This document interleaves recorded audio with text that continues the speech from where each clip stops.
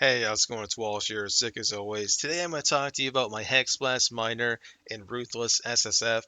Before anything, I do want to say you can't really play this character unless you have either a Dread Arc or an Ascena's Gentle Touch. If you don't have one of those, playing this character would be hell.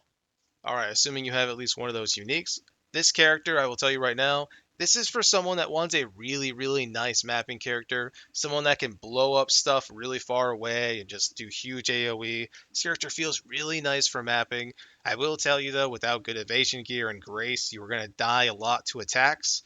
But, I mean, I say a lot, but it's a lot compared to characters that have, high armor.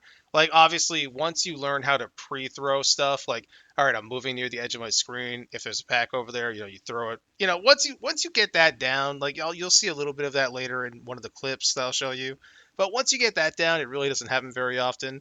And I will tell you, the bossing on this character feels very nice. If you were a high skilled player, if you were really good mechanically, you're gonna have no issues with bosses on this character. My gear is it's pretty bad. My gear is pretty bad. I would like to remind you I'm on Ruthless. I will say though that like even on a 5 link and the gear you see right now, like look at these two weapons.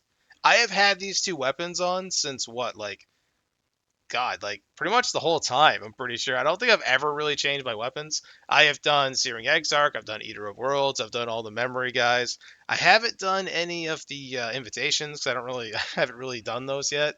And to be honest, I don't think I could do it on a 5 link, which also, by the way, I'm on a 5 link. But even with all that, like I said, I've done the bosses. I did have a Cyrus fight. I did fail it. I lost it. I lost 4 portals to my internet. But to be honest, if you're a really good player, you only need one or two. Like the damage is there. It's just I just have to get good. That's all. I will say though, I don't really have any tips for leveling because you're playing as a saboteur. Just use Stormblast. If you've never like if you don't want to make a decision and you just want an answer, like what should you level with, just use Stormblast. Stormblast mine, it's fantastic. You can also use Ice Trap, which is my personal favorite trap skill in the game. But if you do that, it's gonna feel awkward when you start getting your mining nodes. So I would just use Stormblast. All right, let's look at the ascendancies. Oh, sorry about that. So pretty straightforward, nothing too crazy. I really want to take bomb specialist. I really do. I think it's pretty fun. But to be honest with you, not having that regen feels real bad. Demolition specialist is also pretty nice once you go ahead and finally get the support you need, high impact bind, because that chance to do double damage is it's pretty nice. You're gonna notice it chunking stuff. Explosive expert, of course, we're gonna take because we can put all three of those on pretty much everybody except for chill. For chill, I do skitterbots. I mean, you could get it so you could chill with just the mine, but it's quite an investment, I would say. But outside of that, it's pretty much my tree. Like I said, we have spell suppression. I do have quick step. Please remember, I am on ruthless, and movement speed is basically the most important thing. So these 5 nodes you would not take off ruthless. But to be fair, if you're not playing ruthless, don't follow this guide. Like, don't follow this. There is so much better shit to do if you are not on ruthless. So yeah. Also, just a quick reminder, I do go for power charges in this entire wheel because it gives me crit chance, crit multiplier, and mana. Hex Blast has a terrible, there we go, a terrible base crit chance, and I am not farming Sanctum. There's no way in hell. So I am not gonna get that helmet. So that's what I did. I am double cursing, so I'm cursing on hit with Temp Chains with Asena's, and on top of that, I am also using Assassin's Mark, which feels amazing. I do want to tell you though that we do not get curse on hit rings from Delve and Ruthless, so it's really, really hard to get curse on hit. And I'm not even certain if the like Veritania and Hunter and whatever. I don't even know if you can get curse on hit rings. I'm sure it's possible, but I have never seen one. Anyway, enough talking. Let's go look at it in action. All right, I'm going to start off with a little memory fight here, just so you can see sort of the single target damage. I don't really have a boss fight or anything available to me right now.